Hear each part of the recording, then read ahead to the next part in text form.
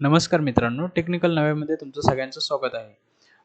मागच्या व्हिडिओमध्ये आपण बघितलं अँग्युलर काय आहे, अँग्युलरचा प्रेरिक्विजिट काय आहे, अँग्युलरसाठी बूटस्ट्रॅप कसं यूज करायचं, जे की बेसिक कन्सेप्ट जी अँग्युलरची होती मी तुम्हाला सगळ्यांना एक्सप्लेन करून सांगितलं. आता डे बाय डे आपण अँग्युलरमध्ये डीप नॉलेज घेत जाऊ. आता आजचा टॉपिक आहे कंपोनंट.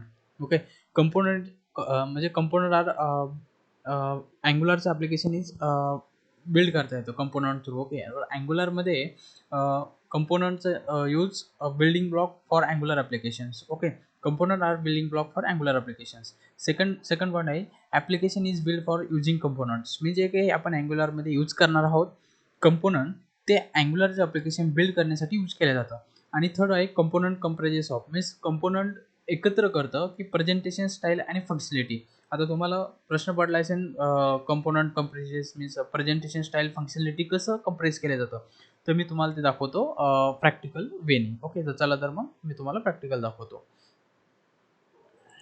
ओके, तर आता आलो आहे आपण व्हिज्युअल स्टुडिओ कोडमध्ये. Okay, so angular component create करण्याचे दोन मार्ग आहेत. ओके, जसे की एक इनलाईन टेक्निक आणि एक code behind technique. Okay, inline टेक्निकमध्ये Angular presentation, functionality and style.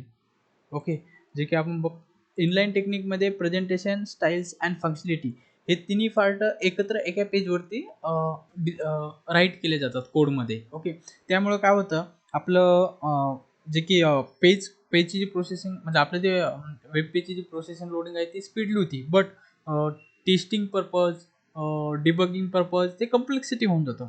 त्यामुळे बरंचसं आपण अँग्युलरमध्ये CLI command through component create करता येतात. त्याला म्हणतात कोड बिहाइंड टेक्निक. ओके, तर चला तर आपण कोड बिहाइंड टेक्निकचा यूज करू. ओके, सो कोड बिहाइंड टेक्निकसाठी फर्स्टली टर्मिनलमध्ये जायचं. ओके, जसे की अँग्युलरमध्ये कंपोनंट क्रिएट करण्यासाठी कमांड आहे ng generate component. Okay, so let's start.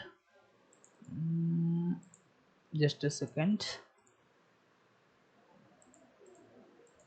What is problem? Yeah.